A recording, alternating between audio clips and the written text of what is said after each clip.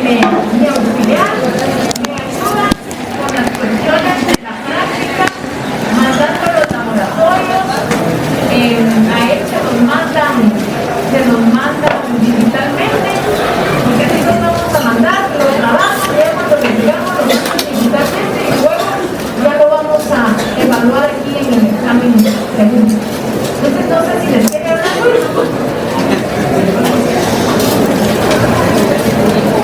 Muy buenas noches, compañeros. Como ya lo dijo la doctora, Lilia Figueroa es mi nombre, servidor.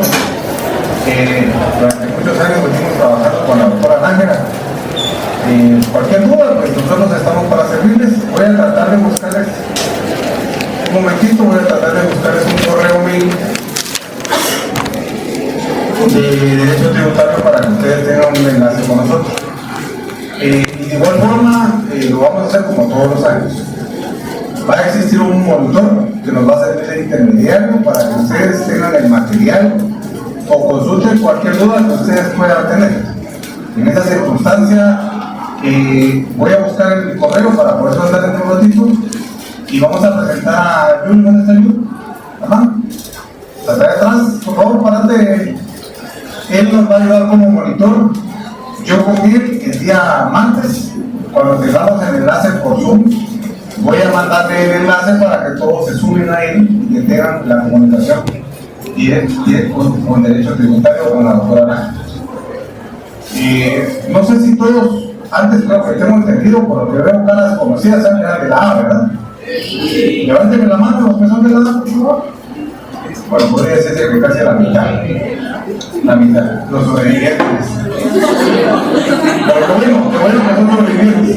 A los que no nos conocen, pues obviamente la doctora Nájera se presentó el día martes y yo estoy a las órdenes.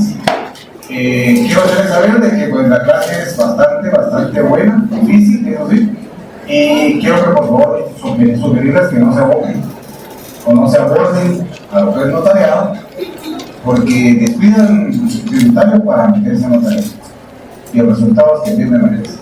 Y eso es de todos los años. O sea, lo que les estoy diciendo no es estar inventando la base para nada, es verdad y no es mentira. Entonces suplicarle también con más atención. La doctora viene a dar la clase, nosotros vamos a tener el enlace por medio del correo electrónico en relación a los laboratorios. El tema es de que ya les informó que leyes tienen que leer. Mi obligación ahorita, como ya me instruido, me dio la orden, es de mandarle a Jun, que después le pido su teléfono a Jun, para poder yo mandar el enlace y de igual forma los laboratorios, para que ustedes ya leyeron las leyes y empiecen a trabajar. Estos laboratorios tienen una ponderación de 10 años, gracias, de 10 puntos, perdón, y esos 10 puntos van a servir para el segundo parcial. Jóvenes, con todo respeto, quiero suplicarles, este es el último semestre. El último semestre donde ustedes ya después van a tener que demostrar sus conocimientos en 2 fases privadas. Son muy difíciles y de igual forma pues, ustedes tienen que entrarle con todo. Entonces, el estudiante de Derecho se caracteriza por saber, no por copiar ni por extender al compañero que es el verbo o el ratoncito de la biblioteca al lado, ¿verdad? Ya las clases por Zoom pues van a persistir, pero de igual forma la media beca o las vacaciones ya medio se acaban. Pues ahorita ustedes van a tener que demostrarle a ustedes y a la familia que sí pueden superar y graduarse. No sé si algo más, ¿no? Entonces estoy para servirles, no sé si hay alguna duda. ¿Alguien tiene alguna duda? La información se manda por medio de Jun. Ustedes se van a sumar al link que se les va a mandar y obviamente van a estar en enlace. ¿Por qué no se hace directo de ustedes conmigo o con la doctora Nájera? Porque miren, compañeros, lamentablemente en semestres anteriores, no estoy diciendo que eso va a suceder aquí, esperamos en el que no, se ha dado la situación de que de una u otra forma nos enteramos de que siempre le prefieren insultos tanto a mi persona como a la otra. Y yo creo que aquí, si ustedes van a ser profesionales, no vamos a estar para hacer eso. Se determina que hay un monitor para que ustedes se comuniquen con nosotros o tengan alguna duda, pero por favor que no vayan a salir como otras oportunidades. Esperamos que no vaya a ser así. Ustedes van a ser profesionales y que nos metan de por medio a un vocal de la junta directiva para que se comuniquen. comuniquen con nosotros.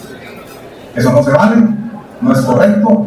Imagínense ustedes a la hora de defender a una persona, no van a hacer, solo van a ir a hablar con el amigo para que le el director de presidio para que deje salir a su preso.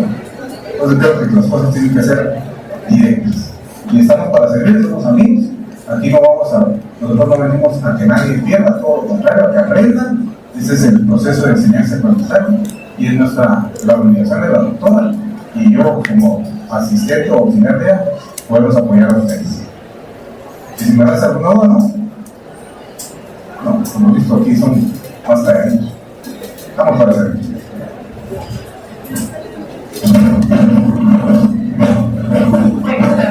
La verdad es que ahorita tal vez ustedes no entienden la fuerza que uno les hace para que aprendan, pero yo soy más que segura que en unos 5 años en el ejercicio profesional ustedes van a valorar a quienes les enseñaron, a quienes los pusieron a estudiar, porque en el ejercicio profesional las cosas ya son más complicadas. Como les digo, yo no vengo a que nadie quiera, pero tampoco vengo a regalarle los estudiantes. Lo que pasa es que ahora ya se ha perdido el ingreso. O sea, yo antes pedía justo, hoy piden 20, 25, 10 y no les da ni la más mínima fe. Y resulta que no estudiaron, pero yo soy la que tiene la culpa y yo soy la culpable. Yo lo único que hago es calificar los exámenes. Un punto no es ninguno. Lo mismo es 60 de 62. Pero a veces que les faltan 10, 15 puntos. Y miren, de una vez les digo, no consulten esas cosas a los monitores, porque ellos no pueden hacer absolutamente nada. Ellos son un medio de comunicación que facilita la comunicación entre nosotros, pero no son los que deciden si les van a poner 10 o 15 puntos. Yo he leído mensajes donde dicen al monitor, hazme el favor, 15 puntos es lo que les falta. Por favor que me lo den. Por eso es que miren, de verdad, hasta leer esas cosas dan cólera, porque uno tampoco está pintado. Sí, de verdad. O sea, yo les digo, como una persona que me acaba de pasar, yo todos los 60 le piden 61, pero a saber qué pasó y se pasó. Ahora que él me dice, mire, dije que yo me quedé con 60, ay, qué pena, le digo, ya me fui a arreglar eso, ya presenté el examen, ya se le va a subir el punto, etc. Ahora imagínense ustedes 10. O sea, no se pueden por ustedes mismos, porque yo les digo, hay muchos abogados, unos que hacen se mueren porque la gente ya está harta de los robos, de que estén haciendo cosas. Hay otros que están presos, que son bastantes. Entonces, esos son los aspectos que ustedes tienen que cuidar, y el ejercicio profesional no es sencillo. Y si antes no era sencillo, hoy es más difícil. Y les voy a decir por qué es más difícil. Porque ya hay casi 50,000 abogados. Casi 50,000 abogados. Y el broma dice, pero de los abogados no se sabe, y el resto no. Pero mientras se compara eso, ese es el problema. La competencia es altísima.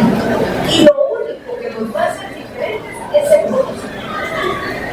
Entonces ustedes mismos tienen que ponerse las vidas y tienen que estudiar a ese tipo de cosas. Y los que son papás, mi mamá no les va a estar enseñando a los hijos que en la escuela se ganan copiando, pues, y que en la escuela se ganan con chivos y que uno pide los puntos así.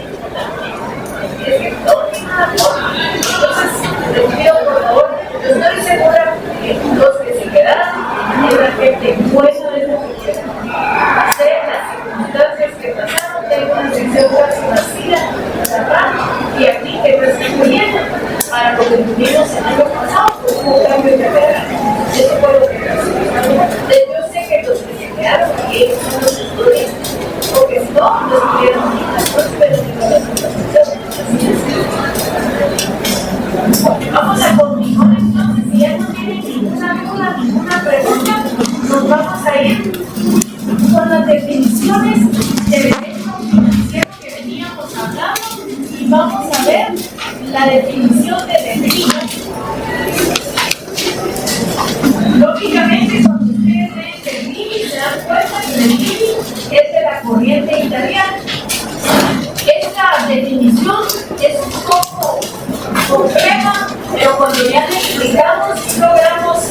entenderla y ver de qué se trata esta situación. Entonces, en primer lugar, Berlín vuelve a repetir que el derecho tributario es una rama del derecho financiero. Es una rama del derecho financiero que expone los principios y normas jurídicas relativas al establecimiento y a la aplicación de los impuestos y de las tasas, así como a la creación y a la observancia de algunos límites negativos a la libertad de los particulares, conexos con un impuesto, una tasa y con un monopolio establecido fundamentalmente por el Estado con el fin de lucro. Ustedes se dan cuenta, esa parte es como complicada, pero la vamos a tener. Creo que es una rama del derecho financiero, eso ya no tiene mayores explicaciones, pero que lo tenemos precisamente. Luego dice que expone principios y normas jurídicas. Si nosotros miramos, nuestro derecho tributario está basado fundamentalmente en los principios que están contenidos en la Constitución. Ponemos un ejemplo. El artículo 239 tiene el principio de legalidad. Luego, más adelante, tenemos el principio de capacidad de pago, de justicia, de criminalidad. Y luego, esos principios deben de ser respetados cuando se emiten las normas jurídicas. Todos los impuestos que se cobran en el país deben de ser una ley aprobada por el Congreso. No porque yo lo esté diciendo, no porque yo diga cualquier libro de doctrina, sino que porque así lo dice el artículo 239 de la Constitución. Yo les pedí el semestre pasado que leyeran ese artículo y que lo tuvieran muy claro.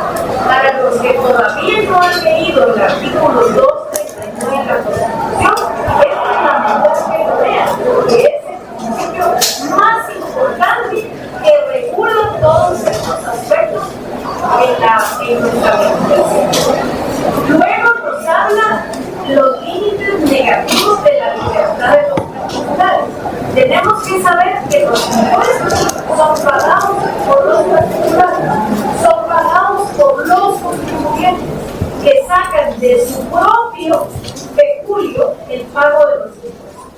Y luego se comparan impuesto con tasa y monopolio. Pero el impuesto y la tasa no tienen un fin de lucro, el monopolio sí. Entonces sí es una definición un poco complicada si ustedes quieren. Vamos a ver definiciones más pequeñas y vamos a ver, por ejemplo, la definición de Rossi. Rossi, cuando ustedes lo leen también, se dan cuenta fácilmente que es un componente de la doctrina italiana. ¿Qué dice Rossi? Voy a repetir porque la mayoría vuelve a repetir. Es una rama del derecho financiero que estudia los principios, las instituciones jurídicas y las normas que regulan la actividad del Estado y demás entes públicos.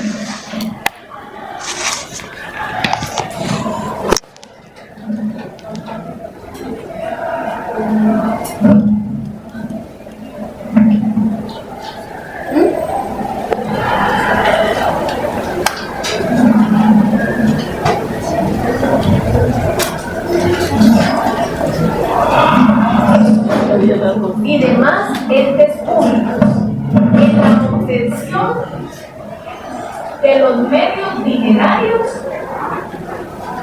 procedentes de la economía privada de los individuos para ingresarlos al erario público. Esta definición es más sencilla. Bueno, volvemos a la primera explicación. El derecho tributario es parte del derecho financiero. Esto ya lo tenemos claro. Ya lo vimos desde el semestre pasado. Bueno, ¿qué estudia? Estudia principios, estudia instituciones jurídicas y normas. Estos tres regulan la actividad del Estado y demás entes públicos. Y aquí, ¿cuáles son los demás entes públicos? Sería la pregunta. El impuesto único sobre inmuebles es pagado en las municipalidades. Otro ente público son las municipalidades. Aunque sí tenemos que tener claro que solo ese impuesto, el único sobre inmuebles, es el que no se paga en la Superintendencia de Administración Pública. Y de ahí toditos los demás impuestos. Porque ya les expliqué cuál fue lo que sucedió y lógicamente la Dirección de Rentas Internas y Catastro no se quiso hacer cargo del impuesto porque no tenían el catastro nacional bien hecho. Entonces esa fue la circunstancia. Luego, ¿qué es lo que se va a obtener el Estado y ese ente público como son las municipalidades? Dinero. ¿Dinero para qué? Para satisfacer las necesidades de la población. ¿De dónde viene ese dinero que se paga en los impuestos? Del contribuyente, de la economía privada de los individuos. ¿Y a dónde llega? Al erario público. O sea, cuando ustedes pagan sus impuestos, ¿a quién se los pagan? A la Superintendencia de Administración Tributaria, con excepción del impuesto único que va a la municipalidad. Y ahí los ingresan a la cuenta del Estado. La cuenta del Estado es una cuenta del Banco de Guatemala. Y de ahí les trasladan todo el papel y el dinero al Ministerio de Finanzas Públicas para que ya comience a hacer todos los pagos de acuerdo al presupuesto del Estado. Entonces es como ordenar en una definición todo lo que nosotros ya sabemos. Otra definición mucho más sencilla, más chiquita y que abarca lo mismo, que es de Héctor Villegas. Héctor Villegas ya no es italiano, sino es mexicano, pero es un clásico estudioso de este tema. Se dice Héctor Villegas.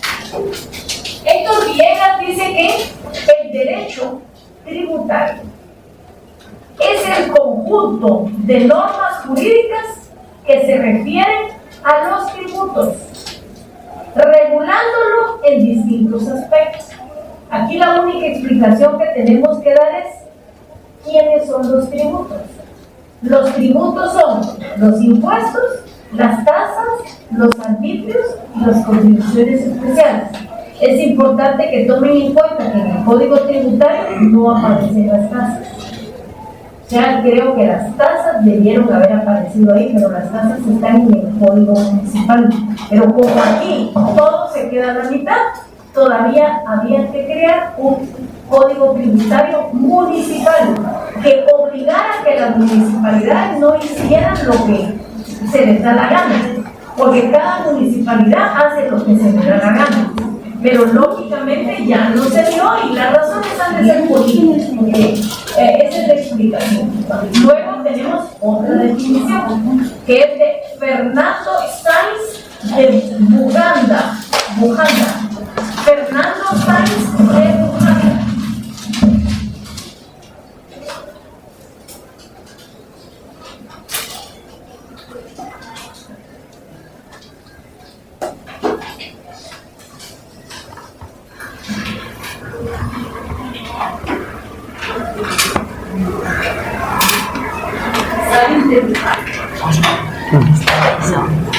Él dice que es, bueno, ya repetido, pero ya sabemos, es la rama del derecho financiero. Pero ya que organiza los elementos estructurales constitutivos del tributo y determina normativamente las potestades, sujeciones y deberes que se desenvuelven las funciones públicas de gestión, de resolución y de policía, encaminadas a la aplicación del expresado recurso público. Otra bien difícil definición. Yo siempre digo esta definición porque es lo que la cátedra entiende que es el derecho financiero, y yo digo que es. Repito otra vez que el derecho tributario es una parte del derecho financiero, que todos lo repiten, que todos lo dicen y que así es. Pero yo digo que es el conjunto de normas jurídicas que regula el establecimiento de los tributos y que asegura la recaudación de la deuda. Es muy importante que nosotros consideremos que en el caso de Guatemala, en un 85%, los impuestos financian el presupuesto del Estado. Claro, no solamente de los impuestos se puede financiar el presupuesto, y ustedes saben que hoy les dije, pueden hacer uso del derecho patrimonial, los bienes del Estado pueden darle algún dinero, pueden haber donaciones, pueden haber herencias vacantes, pero la principal fuente son los impuestos. Y yo siempre les pongo el ejemplo de nuestro vecino México. Tiene petróleo. En México no hay más gasolineras que las de Pemex. Eso le proporciona un alto porcentaje del presupuesto del Estado. Nosotros tenemos, pero no lo explotamos. Tenemos, pero se ve gobernando. Y no es que sea un problema de ahorita, es un problema de tiempo, de años. Nosotros venimos arrastrando problemas grandes. Dentro del ordenamiento jurídico de los ingresos públicos, particularmente está siempre el derecho tributario. El derecho tributario es considerado como una rama fundamental del derecho financiero. Y para su estudio se divide en derecho tributario material y derecho tributario formal, que vamos a ver más adelante.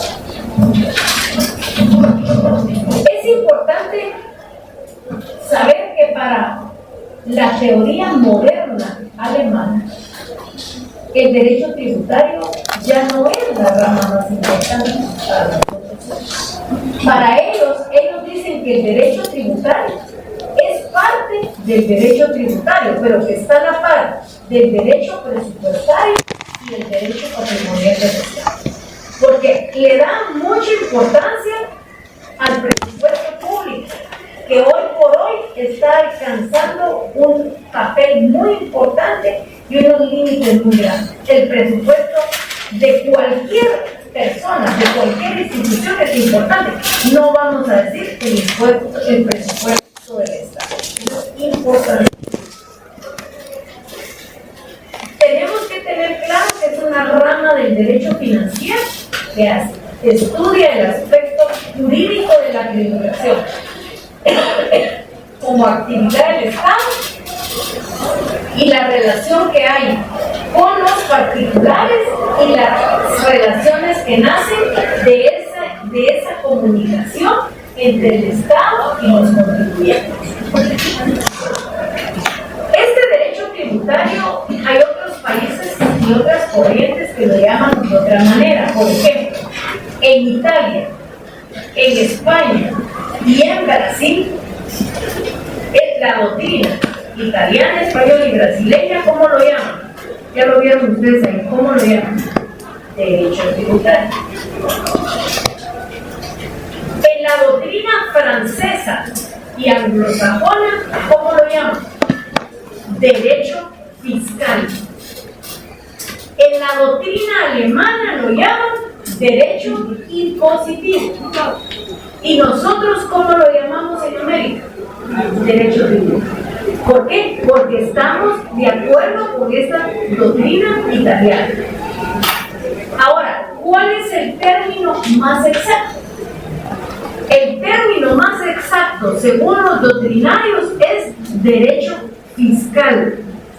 ¿Por qué razón? Porque fiscal puede interpretarse como que se refiere al fisco, que es esa entidad patrimonial del Estado. En tal sentido que la actuación del fisco no se refiere solo a la actuación estatal, sino a la relación a los recursos tributarios y en relación a los restantes recursos del Estado. A lo largo de la historia, todos los estudiosos del derecho tributario se han ido como uniendo. Entonces hay tres instituciones que tienen que ver con el derecho tributario. La principal institución en América Latina es el Instituto Latinoamericano de Derecho Tributario, que tiene su sede en Uruguay. Luego, en Estados Unidos está la mencionada IFA, que es una institución internacional que es International Fiscal Association. Y luego, en Argentina está la Asociación Argentina de Estudios Fiscales.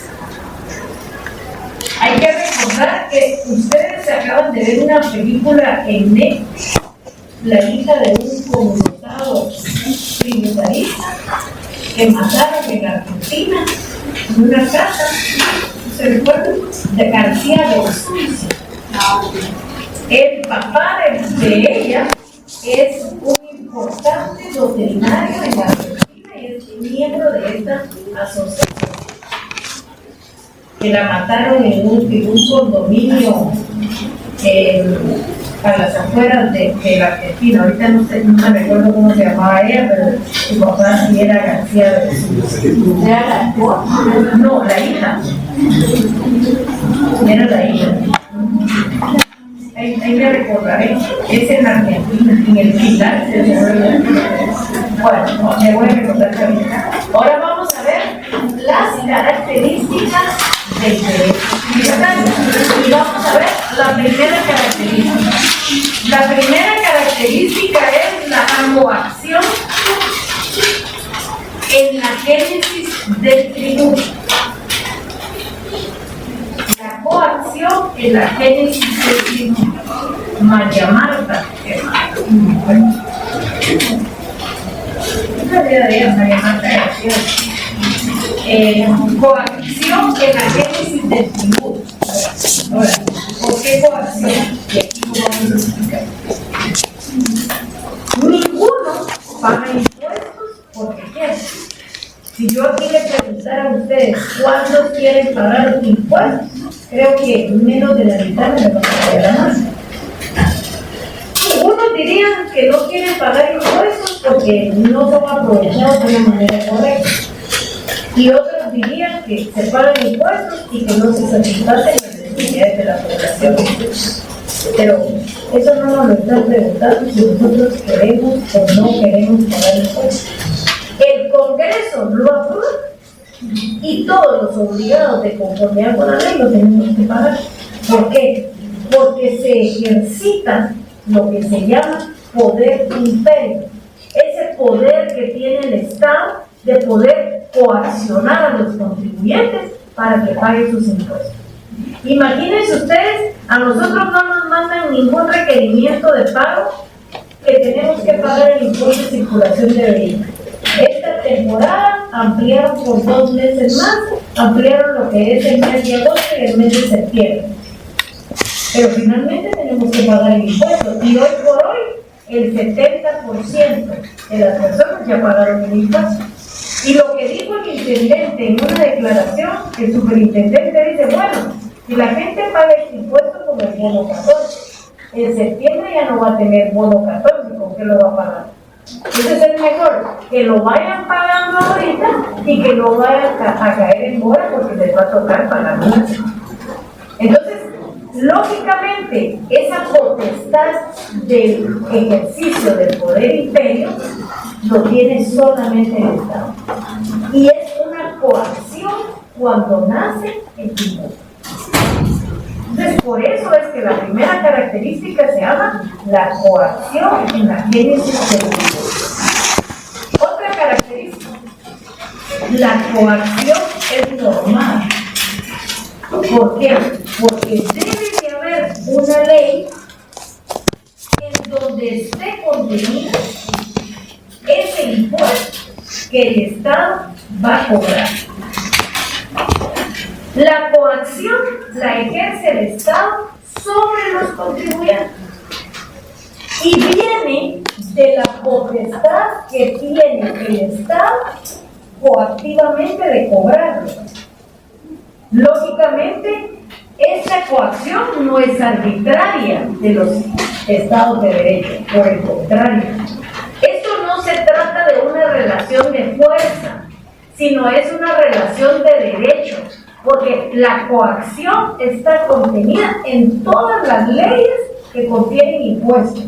Todos los impuestos están contenidos en una ley, porque no los tributo los impuestos que no están creados.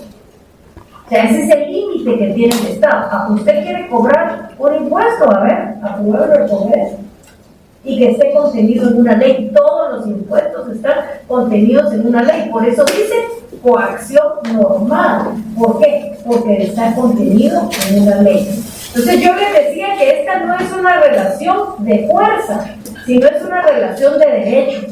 La potestad tributaria se convierte en una facultad normativa, es decir, en esa facultad que se tiene de dictar normas jurídicas creadoras de tributos.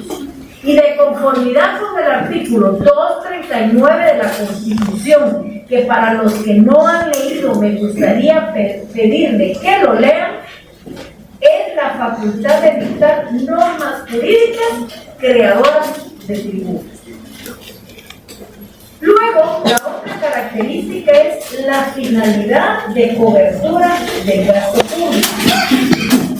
¿Cuál es la finalidad de ese cobro coactivo? Es darle cobertura al gasto público, porque cuando se le da cobertura al gasto público, se satisfacen las necesidades de la población. Pues mediante el gasto público el Estado tiende a la satisfacción de las necesidades públicas que dan nacimiento al Estado y lo justifican. Luego tenemos la capacidad contributiva. Y aquí sí tenemos que tener claramente que los tributos, en su división más conocida, que son impuestos, tasas, arbitrios y contribuciones especiales, nacen por razones económicas. Por esa necesidad que tiene el Estado de tener los recursos necesarios para darle cobertura a las necesidades de la población.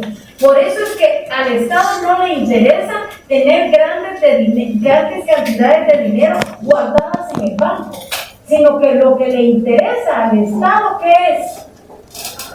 Tener los recursos necesarios para satisfacer las necesidades de la población. En el caso de nosotros, las necesidades mínimas: salud, educación, seguridad, justicia, trabajo, transporte. En países de avanzada tienen hasta la recreación, porque la recreación tiene una finalidad, y la finalidad es botar el estrés y tener una mejor vida para los habitantes, pero hasta ahí no hemos llegado para nosotros. Y esto de la capacidad contributiva, ¿quién lo dice? Lo desarrolla Héctor Villegas en un libro que se llama Curso de Finanzas, Derecho Financiero y Derecho Tributario. Cada vez que se aporta, esos aportes se producen según pautas económicas. Pautas cuyo criterio de graduación es el aporte de los individuos al gasto público. ¿Y cómo se llama este aporte de los individuos del gasto público? Se llama capacidad contributiva. Eso quiere decir que cada quien va a pagar su impuesto de acuerdo a la capacidad contributiva que tiene. Miremos en los vehículos. No va a pagar lo mismo un Mercedes-Benz que un Toyota. No va a pagar lo mismo un BM que un Nissan. ¿Por qué? porque aquí se está viendo la capacidad contributiva. O sea, esos están considerados prohibidos de lucro.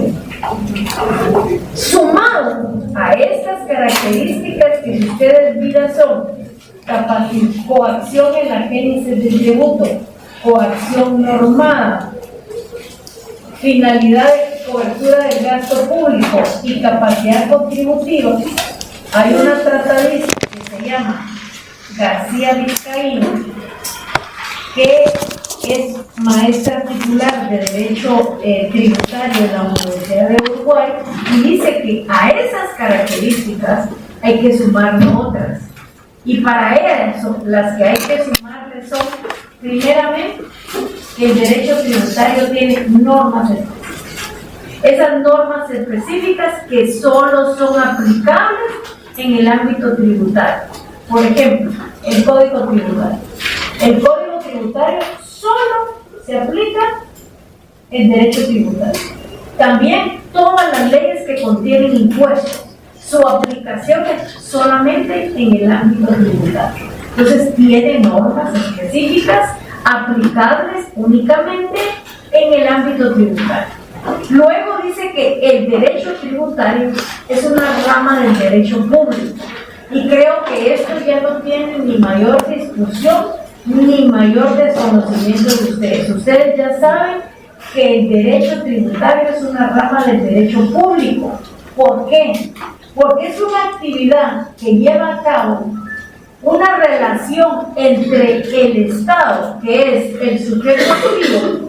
¿Por qué es el Estado el sujeto activo? Porque es el que obliga al contribuyente a través de la coacción a que pague sus impuestos. Y la relación es con el otro sujeto, que es el sujeto pasivo. ¿Quién es el sujeto pasivo? El contribuyente, que es el que está obligado a pagar los impuestos. La otra característica es que el poder imperio nace del poder de coacción, y ese poder imperio y el poder de coacción dan nacimiento a los diversos tributos existentes en el país. Otras características: todas las normas jurídicas tributarias creadas deben de estar contenidas en una ley. En el caso nuestro, eso no es porque yo lo diga, no es porque lo dice la doctrina, sino que es porque está contenido en el artículo 239 de la Constitución, que contiene el principio de legalidad. Para los que no lo han leído, por favor, lean. Para quienes ya lo leyeron y se les olvidó, vuélvanlo a leer. Solo lean, por favor, el 239. Hoy, como van a llegar ya muy noche a su casa, no lo lean más, pero mañana, que ya es viernes y el sábado, leanlo, por favor. Luego tenemos el otro característica, que es la finalidad de la cobertura del gasto público, y él lo vuelve a repetir. Allá tenemos esa característica, y ella lo vuelve a repetir. ¿Y qué dice? Dice que se contribuye con el gasto público. ¿Por qué? Porque esto tiende a la necesidad de la satisfacción de las necesidades públicas. El artículo 131 de la Constitución dice que todo ciudadano debe de contribuir con el gasto público. Y la pregunta aquí sería: ¿y cómo contribuyo yo con el gasto público? Pues yo contribuyo con el gasto público a través del pago de los impuestos. Luego ella hace referencia a otro elemento, que es la capacidad contributiva. ¿Qué es lo que dice? Se refiere a que el aporte de los contribuyentes obligados se da por pautas económicas, conforme a la aptitud económica de los mismos. Entonces, aquí con esto, lógicamente, concluimos lo que es las características del derecho tributario. Aquí hay disculpen que pare, pero aquí hay un santuario tremendo. Esto está terrible. Hay que, yo como que familia va a ser muy difícil, traten de traer su repelente porque el dengue está en su máximo, está feo grave. ¿Alguna duda? ¿Alguna pregunta?